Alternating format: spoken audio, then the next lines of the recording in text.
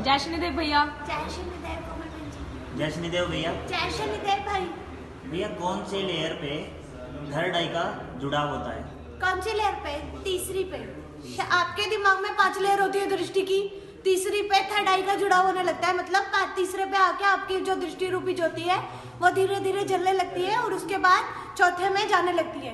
चौथे और पांचवें में जाने पे पांचवें में पूरी तरह से साफ दिखाई देने लगता है। जब ये 5 लेयर पूरी तरह से खुल जाती है तो धीरे धीरे आपकी जो ज्योति रूपी है वो जलबुझ होने लगती है, जिससे आपको कई तरह के रंग और कई तरह के आकृतियां दिखने लगती है। सबसे पहले रंग या आकृति या फिर कोई देवदूत या ज्योति स्वरूप कुछ आपको दिखाई दे सकता है। उसके बाद धीरे धीरे सारी चीजें दिखने लगती है, जैसे कि पितृ और आपके घर के देवी देवता को लगाए जाने वाला भोग, सूक्ष्म चीजें, सूक्ष्म किरणें, सूक्ष्म तरंगे, देवी देवताओं के तत्व, शरीर में जाने वाला जाप ठहरने वाला और उठने वाला, शरीर का ब्रह्मरंध्र और 10 छिद्रों में से 5 ज्ञान का, 5 कर्म का, वो सब दिखने लगते हैं। फिर उसके बाद प्रीतम भैया भी दिखने लगते हैं।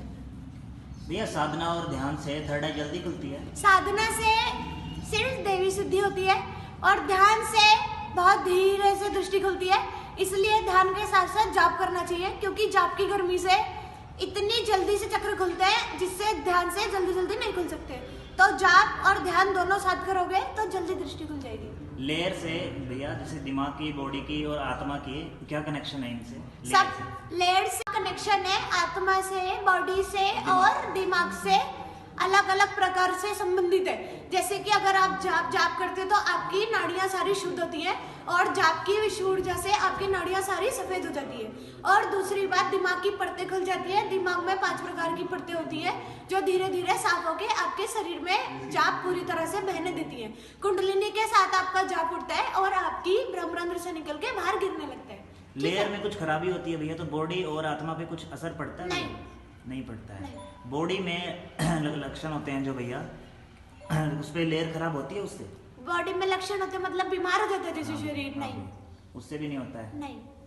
जैसे शरीर रोगग्रस्त हुआ तो भैया लेयर्स पर क्या असर होता है उससे? शरीर बीमार हुआ तो बस अगर आप निरंतर जाप करते हैं तो हो सकता है बीच में जाप छोड़ देने के कारण आपकी कुंडलिनी गिर जाए, लेकिन चक्र उस पे लेयर पे कोई फर्क नहीं पड़ता। अच्छा, लेयर में भैया प्रॉब्लम आ जाती है तो उसे कैसे रिकवर करे, रिपेयर करे उसका ध्यान करके ही होगा, उसके अलावा नहीं होगा भैया? उसके नहीं, अलावा ध्यान करके उससे अलावा नहीं। अच्छा भैया, जैसे कपड़े होते हैं भैया, कपड़े के कलर लेयर पर असर होता है उससे? कुछ नहीं, उससे कोई असर नहीं होता। नहीं। कोई भी साधना करने से लेयर अपने आप बनती है या फिर स्ट्रॉन्ग होती है? कोई भी हाँ, ताकतवर हो जाती है और शुद्ध हो जाती है। जैसे बीच में जाप छोड़ने से लेयर कमजोर हो जाती है ना दिमाग की, जैसे नाड़ियां कमजोर हो जाती है, आपके जोड़े दुखने लगते हैं। आजकल छोटे बच्चों के जोड़े दुखने लगते हैं।